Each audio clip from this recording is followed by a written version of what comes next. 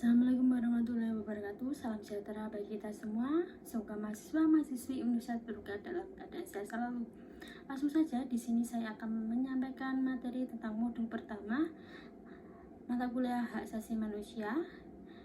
Modul pertama itu tentang hakikat dan sejarah perkembangan hak asasi manusia. Adapun pengertian dan hakikat hak asasi manusia, hak secara definitif merupakan unsur normatif yang berfungsi sebagai pedoman, berperilaku, melindungi kebebasan, kekebalan, serta menjamin adanya peluang bagi manusia dalam menjaga harkat dan martabatnya.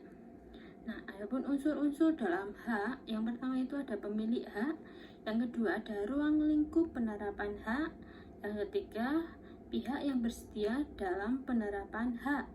Dengan demikian, hak merupakan unsur normatif yang melekat pada diri setiap manusia yang dalam penerapannya berada pada ruang lingkup hak persamaan dan hak kebebasan yang terkait dengan interaksi antara individu dengan instansi.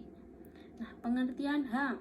HAM adalah hak yang melekat pada diri manusia yang bersifat kodrati dan fundamental sebagai suatu anugerah Tuhan yang harus dihormati, dijaga, dan dilindungi oleh setiap individu, masyarakat, dan negara. Yang pertama, HAM adalah hak yang melekat pada setiap manusia yang tanpanya manusia mustahil dapat hidup sebagai manusia. Itu menurut pendapat John Masterson. Sedangkan pendapat menurut John Locke, HAM adalah hak yang diberikan langsung oleh Tuhan sebagai hak kodrati. Yang pertama, HAM itu sifatnya mendasar atau fundamental. Yang kedua, tidak dapat dicabut oleh siapapun. Yang ketiga, melekat dalam diri manusia. Sedangkan menurut Undang-Undang Nomor 39 Tahun 1999 tentang HAM, pasal 1 disebutkan HAM adalah seperangkat hak yang melekat pada hakikat dan keberadaan manusia sebagai makhluk Tuhan Yang Maha Esa, dan merupakan anugerahnya yang wajib dihormati, dijunjung tinggi, dan dilindungi oleh negara, hukum, pemerintah, dan setiap orang demi kehormatan serta perlindungan harkat dan martabat manusia. Simpulan tentang HAM. Yang pertama, HAM tidak diberikan, dibeli, ataupun diwarisi. HAM adalah bagian dari manusia secara otomatis. Yang kedua, HAM berlaku untuk semua orang tanpa memandang jenis kelamin, ras, agama, etnis, pandangan politik, atau asal-usul sosial dan bangsa. Yang ketiga, HAM tidak bisa dilanggar. Tidak seorang pun mempunyai hak untuk membatasi atau melanggar hak orang lain. Orang tetap mempunyai hak meski negara membuat hukum yang tidak melindungi atau melanggar HAM. Pengembangan pemikiran HAM, yang pertama itu ada hukum alam atau natural law. Yang kedua ada Magna Carta, penghilangan hak absolut raja yang menginspirasi lahirnya Bill of Rights di Inggris, bahwa manusia sama di muka hukum. Yang ketiga, lahirnya kemudian teori kontrak sosial, itu menurut J.J. Rousseau. Terus trias politika menurut Montesquieu, teori hukum kodrati itu menurut John Locke. Yang keempat, the American Declaration of Independence, itu bahwa manusia mereka merdeka sejak dalam perut ibu, tidak logis bila lahir kemudian dibelenggu. Yang kelima, the French Declaration, itu pada tahun 1789 dimuat dalam the rule of law, antara lain tidak boleh ada penangkapan dan penahanan yang semena-mena tanpa alasan, berlakunya prinsip presumption of innocence, bahwa orang yang ditangkap dan ditahan berhak dinyatakan tidak bersalah sampai ada keputusan pengadilan yang berkekuatan hukum yang menyatakan ia bersalah. Ditegaskan dengan freedom of expression, freedom of religion, the right of property. Nah, yang keenam, the four freedom dari Presiden Roosevelt pada tanggal 6 Januari 1941. Yang pertama, hak kebebasan berbicara dan menyatakan pendapat. Yang kedua, hak kebebasan memeluk agama dan beribadah sesuai dengan ajaran agama yang dipeluknya. Yang ketiga, hak kebebasan dari kemiskinan dalam pengertian setiap bangsa berusaha mencapai tingkat kehidupan yang damai sejahtera bagi penduduknya, dan hak kebebasan dari kekuatan dalam bentuk apapun. Deklarasi Philadelphia pada tahun 1944 dalam Konferensi Buruh Internasional usaha untuk menciptakan perdamaian dunia berdasarkan keadilan sosial dan perlindungan seluruh manusia tanpa memandang ras, agama, dan lainnya, serta hak untuk mengejar perkembangan material dan spiritual dengan bebas dan bermartabat. Dan yang kedelapan, lahirlah The Universal Declaration of Human Rights atau PBB pada tahun 1948.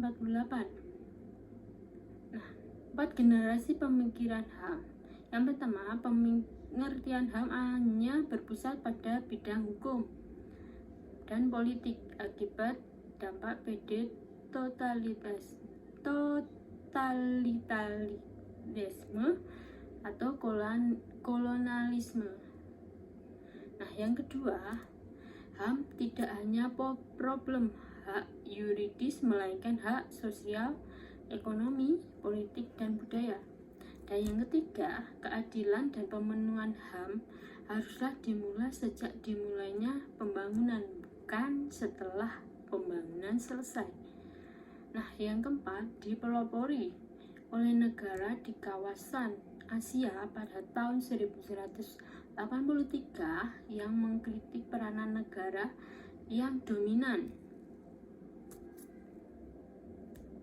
Nah, perkembangan HAM di Indonesia yang pertama sebelum merdeka itu pada tahun 1908 sampai 1945. Nah, yang kedua itu pasca kemerdekaan pada 1945 sampai sekarang. Pada periode pertama itu pada 1945 sampai 1950 itu hak untuk merdeka, hak berserikat, hak menyampaikan pendapat. Nah, sedangkan pada periode 1950 sampai 1959 ada periode deklarasi parlementer atau liberal. Itu lahirnya banyak partai dengan ragam ideologi, kebebasan pers, adanya pemilu, adanya parlemen, kekuasaan yang memberikan ruang kebebasan. Nah, yang ketiga itu pada periode 1859 sampai 1966. Nah, deklarasi terpimpin di mana banyak terjadinya sikap restriktif atau pembatasan yang ketat oleh kekuasaan terhadap hak sipil dan hak politik. Nah, pada periode 1966 sampai 1998 sampai sekarang,